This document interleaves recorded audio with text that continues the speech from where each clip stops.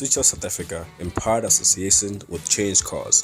Change Cars is a trusted online website because they work with trusted dealers and the best insurer in South Africa, Discovery Insure.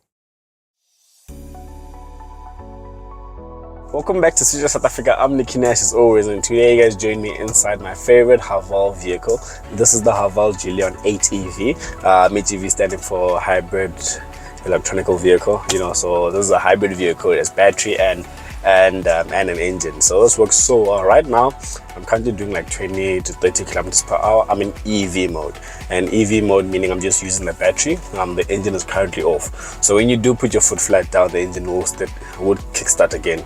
But let me tell you why this is my favorite Haval, and then you guys will tell me if it's your favorite Haval or what.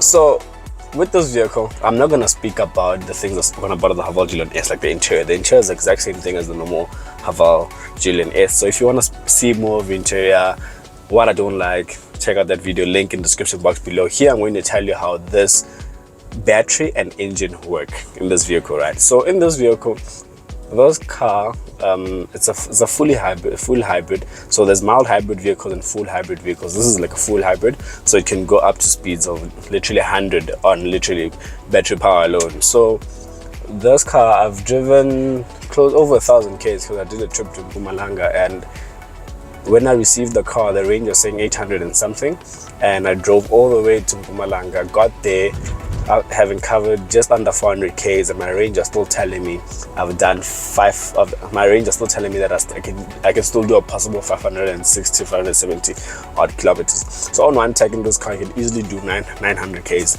because that's exactly what I did. So the hybrid assistance is quite good. So on this vehicle, you're looking at a 1.5 liter engine in this vehicle, assisted by the hybrid, so assisted by the battery pack. So the battery pack assists the car in terms of the gearbox. It cuts out the lag. So in my Jolion S video, I spoke about the lag with regards to those cars, but the battery in this vehicle assists that, so the car doesn't lag. So that's something I do like about this vehicle. There's not that there's no lag, but like it's really minimal. And then that's one thing that it assists with. The other thing it assists with, it does give slightly a bit more power, right? So there's a bit more power in this one compared to the S. And power wise, looking at 140 kilowatts and 375 newton meters of torque. That's more than enough you'll ever need in this vehicle. I did like it. So one thing that I did notice a lot, and I'm still trying to understand, is it because of the battery? So sometimes on uphills, especially in Mpumalanga, when I was driving back, some uphills I'll go foot flat and the car won't give me power. Like it wouldn't give me power at all. But the second uphill, it'll give me power. So what I think is that at that point when I was accelerating, it was just recharging the battery, so it couldn't give me the power I needed. But when I did it the second time around, the power is there. So it's still something that you live and learn with this vehicle, right? So it also has something called one pedal. I spoke about one pedal drive in my VW Golf review, and there you see it's basically driving one pedal. Like what I'm doing right now, I'm driving this vehicle one pedal. When I let off, the car will slow down by itself and charging the battery again. So let me speak about the fuel efficiency of this vehicle. Is it much better compared to the Jolion S? Is it much better in terms of fuel efficiency? 100%. In the Jolion S, I was averaging, I'm not too sure, I think I was averaging around 8s and 9s. In this vehicle, the claim fuel efficiency of this vehicle is 5.0, like exactly 5.0 liters to the 100.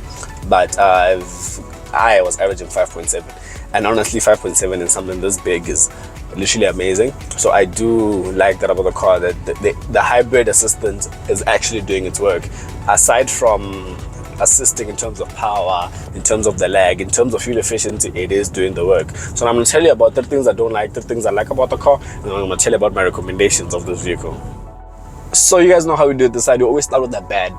Number one, so I am in the super luxury and the luxury. I'm going to explain the differences, right? But number one that I don't like about this vehicle, it has to be you see how the seats are? It's electric seat for me, but not electric seat for the passenger. It's a bit of a thinking of them at the top of the range. That's one thing I don't like. The second thing I don't like about this vehicle is that the infotainment system, everything is in the infotainment system. It's just something I don't like as Haval and Chinese products as a whole. I don't like the fact that the infotainment system is over there. The third thing I don't like, it has to be, or aside from that this is not black, it has to be that everything in terms of drive modes, and if you want to know about the car, you need to look into an infotainment system again. So besides the fact that everything is in the infotainment system, there's a lot of things that you won't know about this car if you don't play around with the infotainment system. I didn't know that this car had one pedal drive until today. Before I shot this video is when I found out that this car has one pedal drive, and I've had this car for like, what, 6 days now. So I think they could do it less touchy infotainment system and include it here around the gear lever, at least like buttons, because even the driving modes, they're in the infotainment system. Give me driving modes over here. Let me select, I want eco, I want sport, I want, you know, everything over here as a button. So that's something I don't like about this vehicle. And now moving on to the good things I like about this vehicle. 3 things I like about this car. Number 1, it has to be the look of the car, surprisingly, especially in front. The look of the car in front, it has this, you guys should be seeing it now, like especially in front, man. As these blue, it gives off electric. So it's something I really do like about this car. I like that about the car in front. It gives off this electric feel in front, and then the lights, they do this whole dance, you know, when it plays around. The second thing I like about this car is the hybrid technology. It is the actual hybrid technology. Like it's just amazing. The other thing I like about this car is that hybrid technology and price. So for hybrid technology, Haval is nailing the pricing so good. So price wise, there's luxury and super luxury. So because I'm in the super luxury, this car is priced at 580,000 rand, and for the luxury it's 550,000 rand. So I like that about the vehicle because the price is just perfect. Like, you know, like it's just perfect. Like for under 600,000 rand, and you're getting so much new technology or new energy, you know, that's a good thing about the car. So what I like about the car. Now those 3 important questions: do I like the car? Would I buy the car? And would I recommend the car? Let's get it. So now those 3 important questions: do I like the car? Would I buy the car? And would I recommend the car? 1, do I like the car? 100%. 2, would I buy the car? 100%. 3, would I recommend the car?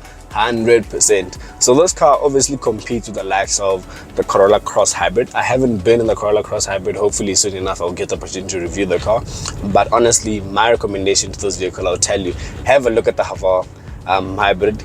Go for a drive, you know, because you're gonna love the vehicle. You're gonna love the vehicle, man. I really do like this car, and it's just something that over the past few days it's been amazing to live with, because it's given me the best of both worlds. And yeah, it's my recommendation of this vehicle. I hope you guys did like the content.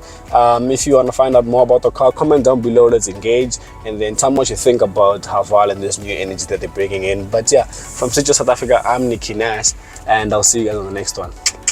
Before I go out, I forgot to tell you the most important thing, the warranty for this vehicle. So I'm sure you guys are asking yourself, what happens if my battery just decides to die? What's going to happen? So Haval gives you an 8-year warranty, 150,000 kilometer warranty for your battery. So that's you know, you get that sense of assurance. So you get an 8-year 150,000 kilometer battery warranty, engine warranty 5-year 100,000, and then service plan is 4 years 60,000.